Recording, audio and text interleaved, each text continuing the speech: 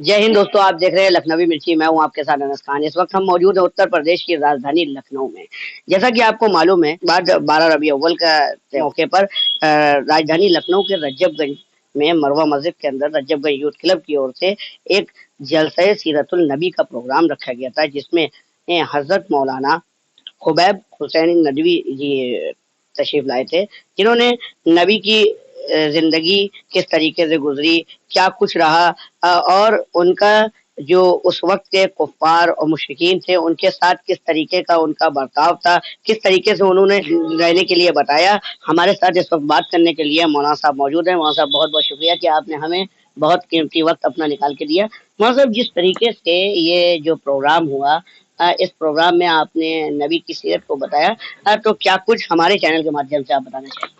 आज जो प्रोग्राम माशाअल्लाह सीरतुन नबी सल्लल्लाहु अलैहि वसल्लम के उन्वान से मुनक्किद हुआ, उसमें जो बुनियादी बातें थी वो आपके चैनल के माध्यम से हम कहना चाहेंगे।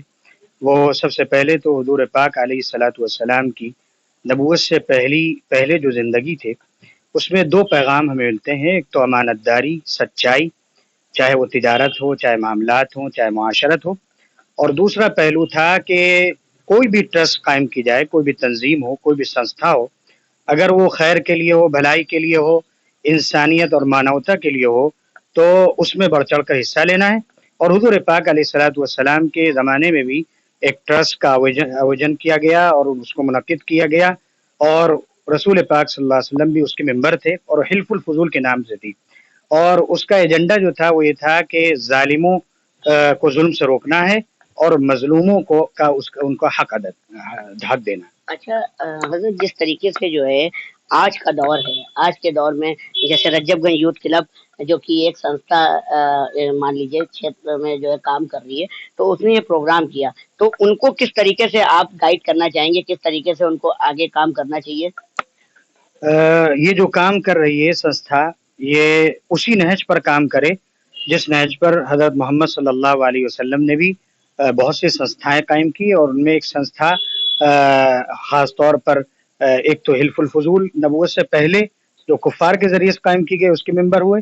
और इसी के साथ-साथ हुज़ूर पाक अलैहिस्सलातु वस्सलाम ने तालीम के उन्वान से सुफ़्फ़ा का मदरसा कायम किया, और उसमें अकाबिर सहाबा भी थे और उनकी औलाद भी थी। और हुज़ूर पाक अलैहिस्सलातु वस्सलाम ने इसी तरह इज्तिमाइयत के साथ, यूनिटी के साथ मुहाजिरीन और अंसार के दरमियान मुआख़ात कायम फरमाई।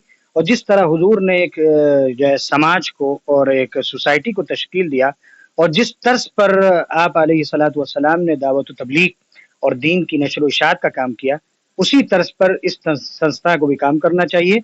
हमारी दुआ है कि अल्लाह ताला इस संस्था को कामयाबी अता फरमाए, तरक्की अता फरमाए। अच्छा हज़रत, मेरा आपसे एक आखिरी सवाल, जिस तरीके से जो है हमारे बिरादरान वतन के लोग हैं उनके साथ हम मुसलमानों का क्या बर्ताव होना चाहिए, या उनका मुसलमानों के साथ क्या बर्ताव होना चाहिए, एक इंसानियत के नाते हमारे चैनल के माध्यम से एक संदेश। सबसे पहली बात तो ये कि इस सिलसिले में ये बात समझनी चाहिए कि हमारे बाप भी एक हैं और माँ हव्वा भी एक हैं। हम सब तमाम बिरादरान वतर और तमाम नस्ल इंसानी उन्हीं से वाबस्ता हैं। इस एतबार से हमारे बिरादरान वतन भी हमारे इंसानी भाई, और जिस तरह इंसानी भाई के हुकूक होते हैं, उनके साथ हमदर्दी, रवादारी और उनके साथ खैर-ख़ाही, ये तमाम मामलात जैसे एक इंसान दूसरे इंसान के साथ करता है, उसी तरह हमें उनके साथ बर्ताव करना चाहिए और उनके साथ प्रेम के साथ, मोहब्बत के साथ, आशिकी के साथ रहना चाहिए। और इसी से हमारा मुल्क हिंदुस्तान अमन और आशिकी का गहवारा बनेगा, और यही गंगा-जमनी तहज़ीब की की एक बुनियाद भी है। इसी से हिंदू मुस्लिम आपस में करीब होंगे, और इसी मोहब्बत के ज़रिए से हिंदुस्तान का जो मुख्तलिफ मज़हबों का गुलदस्ता है, उसी तरह भरा रहेगा। और हमें इसी के लिए कोशिश करना है और आपसी मोहब्बत के साथ इस धरती पर और ख़ास तौर पर मुल्क भारत में रहना। अच्छा, मेरा एक आपसे आखिरी सवाल और आखिरी संदेश मैं अपने चैनल के माध्यम से पहुँचाना चाहता हूँ लोगों तक। जिस तरीके से आने वाले वक़्त में 12 रबी अव्वल आने वाली है और 11 रबी अव्वल, इन 2 दिनों का बड़ा मुस्लिम समुदाय के बीच अहम दिन रहता है, तो आप हमारे चैनल के माध्यम से उस दिन को किस तरीके से जो है मनाने के लिए कह सकते हैं? तो हुज़ूर पाक अलैहिस्सलातु वस्सलाम ने जो बात इरशाद फरमाई, हमें उसको फ़ॉलो करना है।